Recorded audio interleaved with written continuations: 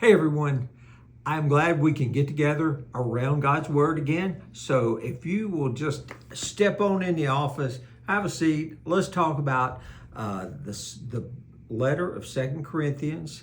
We're going to take a quick look, a little peek into chapters 11 and 12, and we're going to talk about this hidden burden that the Apostle Paul carried for these people that he loved so much. It says, and let me look here, Second Corinthians 11, verse 2, he says to them, he writes, I am jealous for you with the jealousy of God himself. I promised you as a pure bride to the husband Christ. Was I wrong when I humbled myself by preaching the good news to you without expecting anything in return? You remember he worked with Priscilla and Aquila as a tent maker during that time. I robbed other churches. I accepted their contributions so I could serve you. And then he goes on towards the end of the chapter. He says, besides all this, I have the daily burden of my concern for all the churches. But you know what? He said, I'm not trying to hold anything against you. I want to boast in you. And if I show my weakness in serving you, so be it. He was very humble.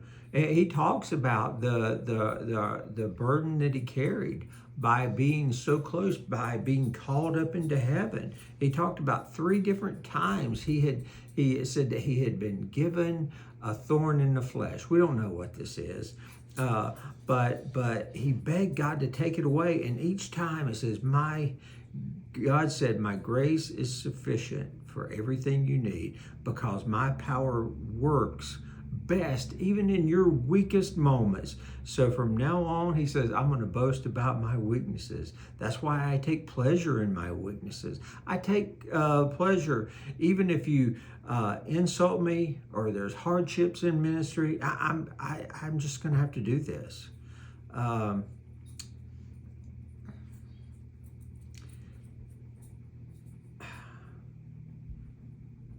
He's hurt. He says, let me just read one verse to you. He says down in verse 14 of chapter 12, no, it's 15.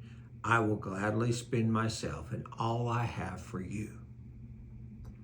Even though it seems the more that I love you, the less you love me. That's how he's feeling. The apostle Paul, he speaks to the church that he loved dearly. I mean, he truly did. It was his beloved friends, and it was the ones that he had a prolonged visit with. It says that he was there with them for 18 months, and he worked to help provide for his own needs while he was serving them in their homes, speaking in public, speaking privately, speaking to large groups of people, to just a person or two at a time. He spoke to them about the mysteries of God, so that they would hear and know the Lord. And he longed for them to be able to present them, that the Lord would welcome them into his presence and say, well done, my good and faithful servants. Yet they had been tricked into believing some bad stuff about some false teaching about Paul and his companions. And they had actually turned against Paul. Some of them had. And Paul, like many servants of God, was weighed down by their waywardness, by their disrespect. And it's a hidden burden that many times leaders can carry. And they carry, he as a leader carries their waywardness with him, and it hurts him, and he just has to, it's such a heavy burden, he has to keep giving it back to God. His deep concern for them, he lifts them up and he pleads with them and he loves them time and time again.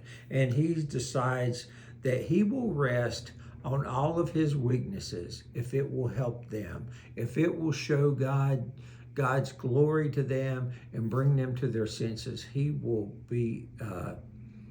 just be a person in great need. And he don't mind showing his emotion, his fears, his concerns, even his tears. So just think about that. How do we handle, when we are disrespected or mistrusted or spoken against?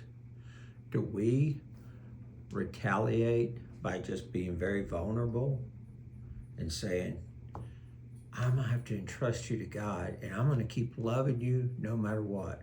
Are you willing to do that? Or are we sometimes more apt to get back a little bit, to try to insert ourselves and try to speak louder, speak a little more aggressively? Or we just say, God's will be done here, and I'm going to trust God with you, and I'm going to trust you into God's hands. And it hurts, but I love you that much. So think about that. How are you responding? Because we all have these issues, whether it be in our families or in churches or people we love. And so we should think about how Paul responds here. It's a very godly, mature way. I pray that helps you and that blesses you today. And get in God's word, read these chapters for yourselves. We'll talk again soon.